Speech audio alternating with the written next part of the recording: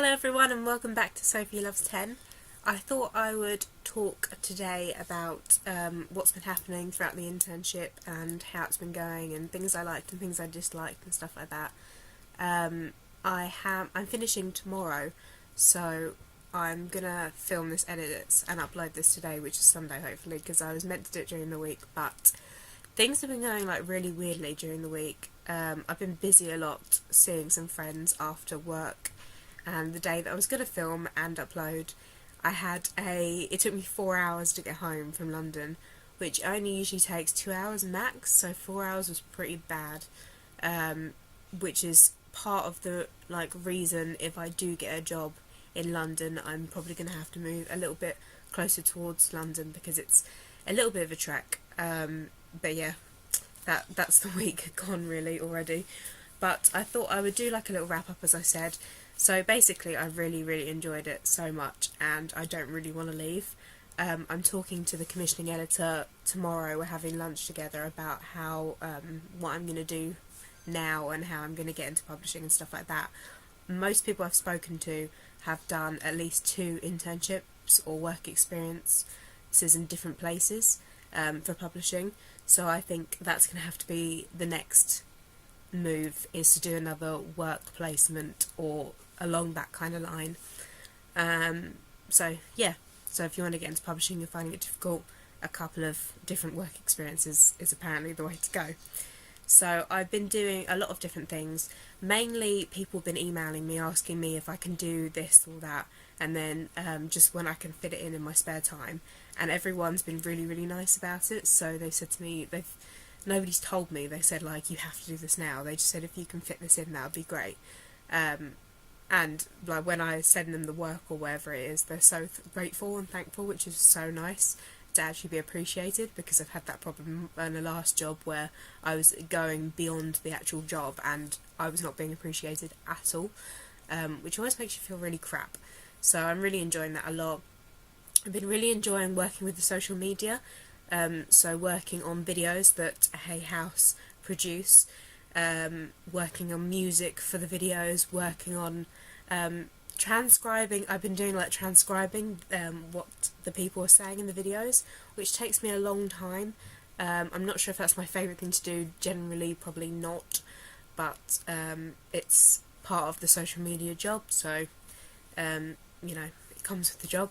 I've really been enjoying doing all the tweets for Hay House. That's been really fun, and I actually quite I didn't think I did in the first week that I was doing it, because throughout the 3 weeks I was doing a lot of packaging for press release and stuff like that, because it's an easy job. You're just putting the parcels together and stamping them and stuff like that. However, I actually find it's quite a nice thing to do. It's not that bad, and it's pretty it can be time consuming, which I think makes the day go a little bit quicker. I also have been enjoying working with the receptionist, finding out new things. I learnt how to use a franking machine last week, which I never knew, and stuff like that. So it's been really interesting. I've picked up some different skills now. I think I've been doing a bit of work with production, with the production person, and I've been looking at the different websites, the covers of the books, which is quite a long job because it has to load the book covers, and that takes a while. But I was allowed to listen to music or an audiobook whilst I was doing it, because nobody needed to speak to me whilst I was doing it. So I thought that was quite nice. It was quite just nice sitting on an office, being in an office environment, and doing something on the computer whilst listening to music or an audiobook. It's just a nice kind of thing to do.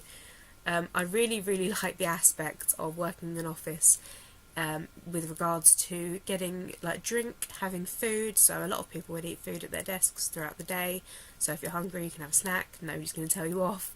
And going to the bathroom, because if you work in retail you'll know that if you need to go to the toilet, it is ridiculous. You have to tell every single manager, it seems, that you have to go, and somebody has to cover you wherever you're on the shop floor and stuff like that. Whereas if you're in an office, generally speaking, you can just go when you want to, which is much easier, and you actually feel like an adult. I didn't like that bit of I don't like that bit of working in retail, but anyway. And yeah, so overall I really enjoyed it, and I'm really looking forward to having hopefully a career in publishing at some point, although as I said I'm going to have to do some more work experience, I think. How I was going to speak about how this links into my university. So one of my modules, which I'd have spoken about in my uni video before, if you want to watch that, I've explained all my modules in there. One is work placement, and in that I had to do 105 hours a minimum in an industry that I want to work in or kind of interested in, and then I have to write up daily kind of blog diary thing, and then put it all together and make a report for it. So I met Amy, who's the commissioning editor, in another module that I was doing, and I said to her I need to do some work experience, I really want to work in publishing. It was 2 weeks originally, but she made it 3 for the work experience that I had to do for the module. And yeah, I'm just going to work on the report in a second once I've finished uploading this video. It's been really great, and I can't believe I actually found one in publishing. It's all because of Amy, because otherwise I wouldn't have been able to do it. Because apparently most people that wanted to do a publishing internship or work experience within that module couldn't find it, and they ended up doing something art-based, because a lot of people on that particular course were doing art-based things or museum things. So that's really good that I've done that. So with regards to uni, I've really nearly finished. I've just got this report to do on my dissertation, and then that's it. So that's really crazy. So the last bit of this video, I thought I'd show you some more books that I've got. Yes, I've got more books. It's ridiculous. They're really generous in publishing houses. Well, this publishing house that I'm working at, with books. We've basically got like a library area I spoke about before, where you can borrow or take books from it. And I thought I'd pick up one because I'm working at the event. I volunteered to help out. It's the 10th of June in London somewhere. I need to find out exactly where it is, but it's Brian Weiss, I believe his name is, and he's like really popular, really popular. I'd never heard of him before, but this is one of his little books.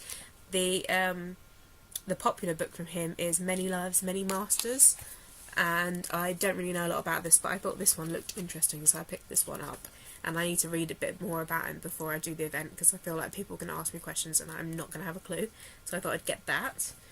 The next one, I had an idea with the company with regards to YouTube, and I'm not going to say anything just in case it actually happens, and I used this book as an example, so I thought I'd take it home and see if I can think of any more examples if they actually take me up on my idea, and that is Let It Out, a journey through journaling, that's a tongue twister, by Katie Dalebout, and this is all about journaling and how it makes you feel better and stuff like that, which I really like. I like the idea of journaling as a tool to help you sort out your life, because I tend to like to do a bit of journaling and blogging. The next thing I found, I've been sorting out the books at work and seeing how like the overs we've got, because I'm going to send them back to the stock room, the bigger stock room. And I found this one, and it was a spare, and it's called Holy Shift, 364-day meditations for a Course in Miracles by Robert Holden. And every single day you've got, so I probably should start it at the beginning of the year, or I could start it whenever, but it's every single day you've got another thing. For example, March the 1st, only the love of God will protect you in all circumstances, and it tells you a little bit about every single day, and it's something to like meditate on every day. And I like thinking about getting back into meditation. I really liked yoga, and part of my yoga I did a little meditation at the end, so I might try and get back into it with this, I thought. And the last one I picked up is The Goddess Revolution by Mel Wells, and I really like the look of this a lot, and it's all about diet, like how we feel about ourselves. It's just about a general women, body, well-being, that kind of stuff, so I thought it looked like a really cool book, and I love this cover as well.